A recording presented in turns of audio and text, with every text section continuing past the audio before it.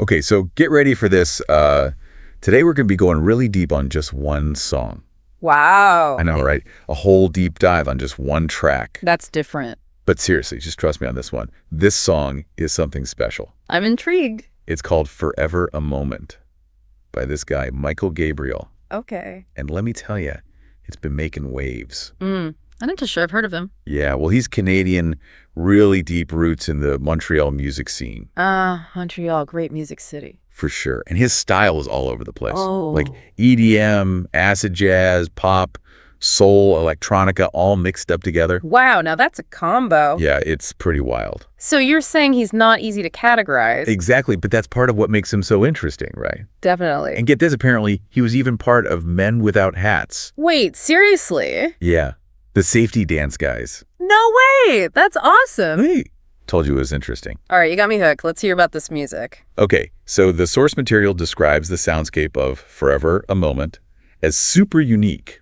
Okay, I'm listening. Especially the percussion. Oh, how so? It's described as soft yet steady, Yeah. which is not what you usually think of with electronic music. Yeah, that is different. Right. You'd usually expect a lot of heavy driving beats, you know. Lovely. But here it's like this gentle pulse, Interesting. almost like a heartbeat, kind of setting the stage for something else. I see. Like it's holding back, letting other parts come through. Exactly. And then you've got these ambient synth layers. Creating a certain kind of feeling, I bet. Yeah, it's like this warmth. Warmth. Yeah, and that kind of mystical, mysterious vibe. Okay, I'm picturing it. The source even uses the word enigmatic, which I think is perfect. Ooh, I like that. Enigmatic. Right. And then there are the vocals, totally different from what you'd expect in this genre. Oh, what are they like? They're described as reverb-soaked, whispered female vocals. That's not typical. Definitely not. It adds to that kind of introspective, dreamy quality. Makes sense. Not your usual pop song structure at all. So it's not really about catchy melodies and big choruses then? Nope.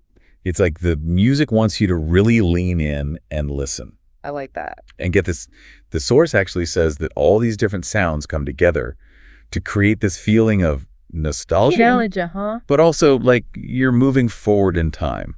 Wow, that's an interesting mix. Right, like a paradox. Yeah, feeling the past, but also moving forward. Exactly, and that's pretty impressive, especially considering it's all done with just sound. For sure. Now tell me about this guy's influences because I'm really starting to get a sense of his style. Okay, so brace yourself because this list is wild. Brian Eno, Wow. Okay. Brian Ferry, Thievery Corporation, Oh, nice. LTJ Bookham, even Moby. You weren't kidding. That is a range. Right.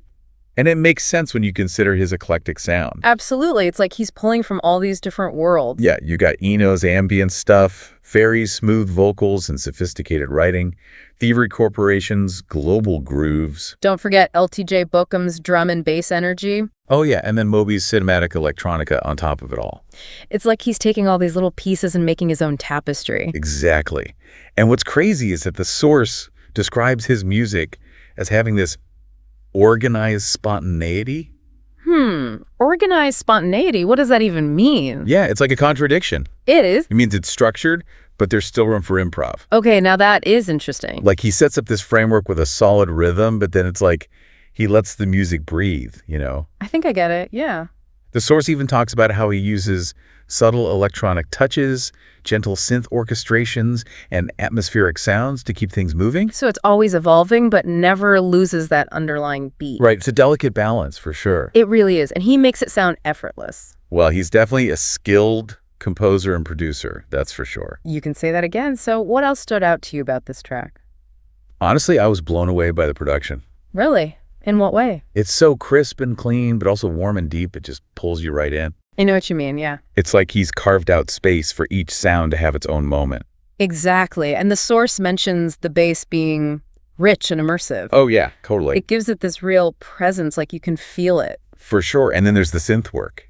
Oh, yeah. It's just beautiful. Like he's painting these soundscapes with light and shadow. And the way he mixes it all together, it's like you can almost reach out and touch it. Exactly. So immersive. I'm definitely going to have to check this out. You should. And what I find really remarkable is that he's creating all these emotions without using any lyrics at all. Seriously? Yeah. which is not easy to do. Definitely not. How does he manage that? Well, the source really emphasizes that it's the way he combines those layered soundscapes, the expressive chord sequences, and those haunting, almost ethereal vocals. Okay, yeah, now that you mention it, I can see how that would work. It's like the music is speaking a language that we all understand. Like a universal language that goes beyond words. Exactly. And the cool thing is, there's no one right interpretation. Oh. Yeah, the source mentions love, memory, time, all these different themes. So it's really up to the listener to decide what resonates with them. Exactly. It's like a musical Rorschach test. I love that analogy. Everyone will see something different in it. That's part of what makes it so cool. Totally. It's like a conversation between the music and the listener. I like that. They each bring their own story to the table. Precisely. And that's where things start to get really interesting. Yeah, it's like you're creating your own soundtrack to the music. I love that. So, like, stepping back a bit, what makes this song Forever a Moment so special? You know, why does it stand out? Well, the source points out a couple things. Okay. First, there's that blend of genres. It's not just one thing. It's EDM, but it's also acid jazz and all those other influences we talked about. It's like he's created his own thing, drawing from everywhere. Exactly. And then there's the detail. The source talks about that a lot. The detail. Yeah, in the composition and the production. Oh, like everything is super intentional? Totally. Every sound, every little texture is carefully chosen. It's like you need a magnifying glass to listen to it. Every time you hear it, you discover something new. That's a great way to put it. And then there's the emotional side of it. Oh, yeah, we were talking about that earlier. The source really emphasizes that this song has that power to go beyond words, to speak to us on a deeper level. Right, that universal language. Exactly. So I'm curious, what about this track resonated with you? That's a good question. Anything in particular stand out? I think for me, it's the way Gabriel captures that feeling of time. You know, like those moments that slip away. Like the title itself, Forever a Moment. Yeah, it's like he's holding a moment in time and letting us see how beautiful and fragile it is. And he does that all through the music, those shifting sounds, the rhythm moving forward while the vocals kind of echo back. Exactly. It's just brilliant. It really makes you think, how does music do that? Yeah. How does it capture a feeling so perfectly? It's like music can bypass our brains and speak directly to our hearts. Yeah, it taps into something deeper. That's why music is so powerful. It can make us feel things we can't even explain. Absolutely. So for everyone listening, I really encourage you to listen to Forever a Moment for yourselves. You really should. And pay attention to everything we talked about today. Yeah, how those sounds come together, that feeling of moving through time, the vocals adding that haunting layer. Listen with your whole self. Let the music take you somewhere. And don't worry about interpreting it correctly. There's no right or wrong answer. It's your own personal journey with the music. Exactly. And before we move on, we got to give a shout out to our sponsor for making this deep dive happen. Big thanks to Dulaxi for their support. We couldn't do it without you guys. You know something?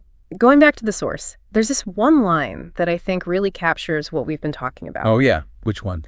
It says that forever, a moment, transcends mere music, offering a sonic journey that encourages listeners to fully engage with its realm. That's pretty spot on, right? It's not just like background noise. It's a whole experience. Definitely. It's like stepping into a different world. Yeah, and that's what we're trying to do here, right? Giving you the tools to really hear this song. To understand it on a deeper level. Exactly. Like all those layers and choices the artist made. The influences, the emotions, it's all there. And then, you know, you get to have your own experience with it. Make your own meaning. Exactly. It's like a collaboration almost. Between the artist and the listener. So as we wrap this up, what's the one thing you hope people take away from this deep dive?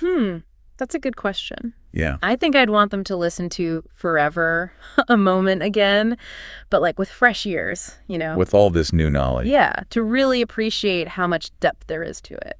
And I hope they'll check out more of Michael Gabriel's music too. Oh, for sure. He's a real innovator. Absolutely. Well, thanks to everyone for joining us on this deep dive. Always a pleasure. We love having you here with us. Until next time, keep listening and keep exploring. And of course, a huge thank you to Dulaxi for sponsoring this episode. Couldn't do it without you. We'll catch you all in the next one.